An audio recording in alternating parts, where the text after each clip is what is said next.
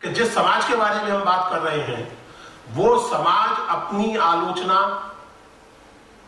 और बौद्धिक और विवेक संबंधी बातों से कोरा समाज नहीं।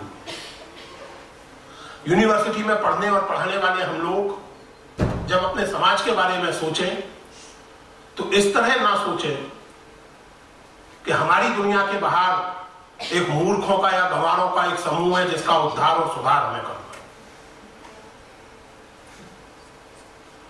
मैंने अपनी किताब में एक फिल्म का दृश्य याद किया है और वो मुझे बड़ा मार्मिक और मेटाफोरिकल दृश्य लगता है।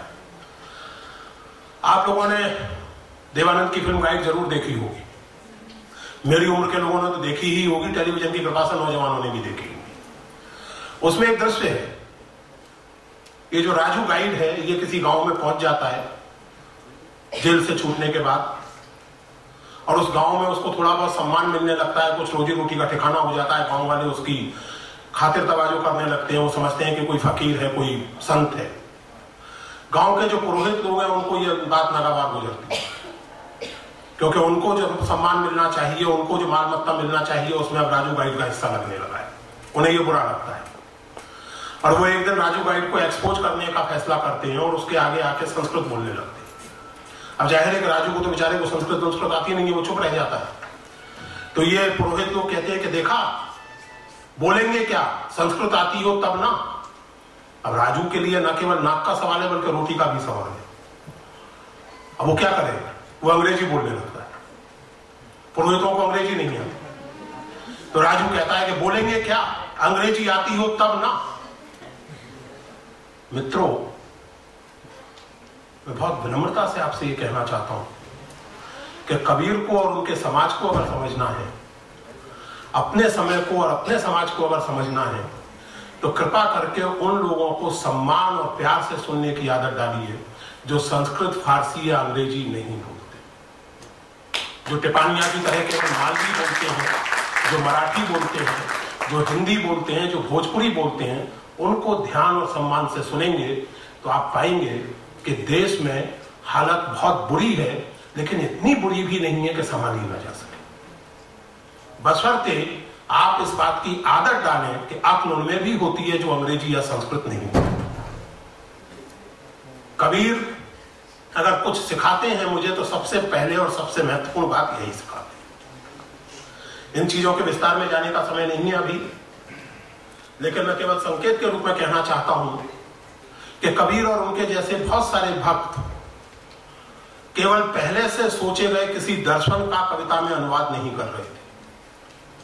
They were not translating the Advaitwadi philosophy into poetry or Dvaitwadi philosophy into poetry. They were trying to articulate an autonomous world vision of their own. और ये बात केवल निर्गुण भक्तों के बारे में सच नहीं है।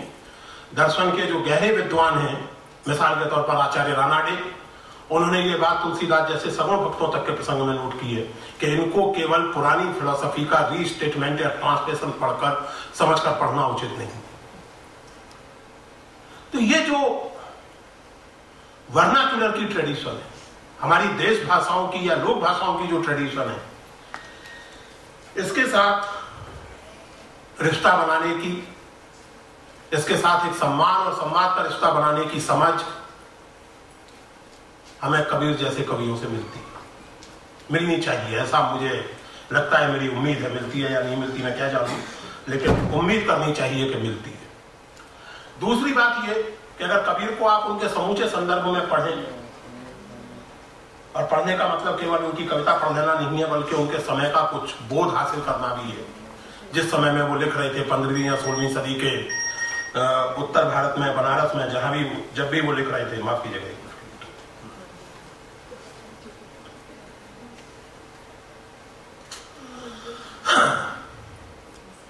तो वो किस तरह का समय था और उस समय से हम क्या हासिल कर सकते हैं और हम उस समय से कैसा रिश्ता बनाएं। अभी फिल्म में वो सज्जन मैकाले की भी चर्चा कर रहे थे।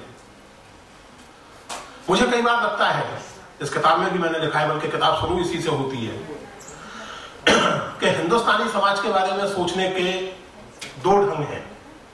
एक ढंग तो ये है कि अंग्रेजों के आने के पहले भारत में कोई समस्या थी ही नहीं, किसी तरह का द्वंद्व नहीं था, किसी तरह का झगड़ा नहीं था, सब कुछ अंग्रेजों ने पैदा किया। हिंदू मुसलमानों का झगड़ा अंग्रेजों ने पैदा किया और तमाम तरह की झंझटें अंग्रेजों ने पैदा की। इससे मैं नतीजा ये निकालता हूं कि अपनी समस्याओं को हल तो हम क्या करेंगे, हम में इतनी भी अक्ल नहीं है कि अपने लिए कुछ समस्याएं खुद भी पैदा कर सकें, क्योंकि बेवकूफ लोग समस्याएं नहीं पैदा करते। समस्या वही समाज पैदा करता है जिसमें द्वंद्व होते हैं, और द्वंद्व वही होते हैं जहां किसी तरह के बोध होते हैं, किसी तरह के परसेप्शंस होते हैं। तो ऐसा कुछ नहीं है कि अंग्रेजों के आने के पहले हमें इतनी भी अक्ल नहीं थी, हमारी इतनी भी हिस्टोरिकल एजेंसी नहीं थी कि हमारी समस्याएं ना आई। अगर हिंदू मुस्लिम का सारा झगड़ा कबीर अंग्रेजों ने पैदा कर दिया होता तो कबीर को ये कहने की जरूरत ना होती, उनके कैनवास ऑफ इमेजिनेशन पर ये बात ही नहीं आती कि आपस में दो लड़त मरत है, मरम ना काबू जाना। जिस समाज में ये कहा जा रहा है कि हिंदू कहे राम हमारा, तुर्क कहे रहमाना, आपस में दो लड़त मरत हैं, मरम ना काहू जाना, जिस समाज में ये कहा जा रहा है उस समाज में हिंदू और तुर्क आपस में लड़ रहे हैं, तभी कभी को कहना पड़ रहा है, वरना कहने की जरूरत ही नहीं थी। कबीर ये तो नहीं कहते कि हिंदू और ईसाई आपस में लड़ रहे हैं। इसलिए यह मानना गलत है कि सारी समस्याएं हमारे समाज में अंग्रेजों ने या उपनिवेशवाद ने पैदा कर दी। लेकिन यह मानना भी उतना ही बल्कि ज्यादा गलत है कि अंग्रेजों के आने के पहले का समाज एक तरह से बर्फ में जमा हुआ समाज था। एक ऐसा समाज था कि जिसमें ना कोई सोच विचार था, ना जिसमें कोई बुद्धि थी, ना जिसमें कोई विवाद था, ना जिसमें कोई विवेक था।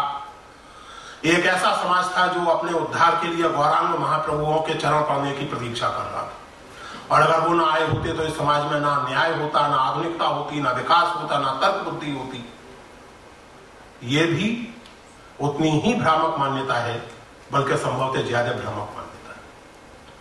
हमारे समय में कबीर को पढ़ने और समझने से पहले अगर हम कबीर के समय को थोड़ा ध्यान से और संवेदनशीलता से पढ़े तो कबीर और उनके जैसे तमाम कवियों के जो अंतर्द्वंद हैं, जो संघर्ष हैं, जो बहसें हैं, वो हमें अपने वास्तविक ऐतिहासिक और सांस्कृतिक अनुभव तक पहुंचने में काफी मदद कर